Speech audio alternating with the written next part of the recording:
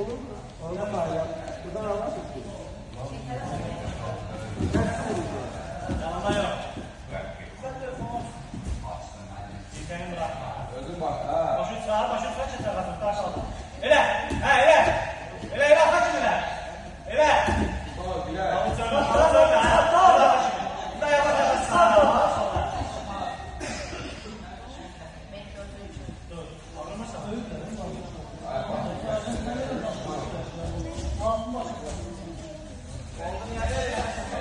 Sakın nefes ala getirsin.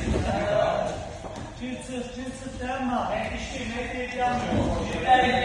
Ha, sen bunu ne? Öyle şey, öyle. Kes.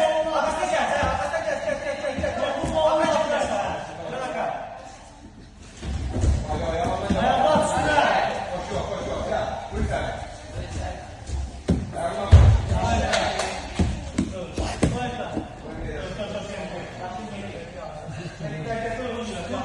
Dur dayanma. Dur tutunağa bakma. Dayanma sen.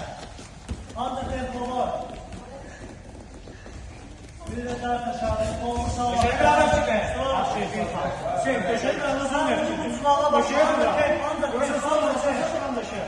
Anda tek. Boynu da Allah sana kim ağladı? Öyle deme baktan öyle. Allah'tan öyle. Dur ayağa da. Aklını da sen kim gördüysen. Ayağa dur. Dur ayağa. Ayağa dur. Bak ayağa. Sağ kolu sağ. Bir de. Anda boynu dalını kalktın aşağı. Ha bir de. Düzdür. Dur ayağa bir de. Boy kalksın. Açın. Gel ya. Düz bir de. Ayağını göster. Ellerini sakla onu. Yakına bırakma. Düz mehdi. Aklıma herkes akla şimdi. Düzler boynu dalını. Başına. Düz mehdi boynu. Bizim başına arkasına koyuyor. Hop düz diye. Bir de. Düz de. O kadar. Her boynu dalını. Senin için verden kalmazsa tek.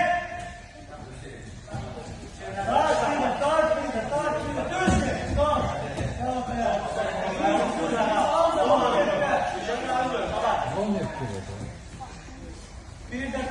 Düzdür. Kalk ayağa dayak dala. Şöyle dur bir de. Tamam. Ayağını göster boş şehirde. Boş şehirde buraya. Ayağını çekti de kaçıncı. Yana bak. Korkma. Sen yana bak. Yok. Düzdür. Bırak onu kaç dala. Vurun sen vur. Kaldır. Kaç dala. Bırak dedi. Bırak dedi.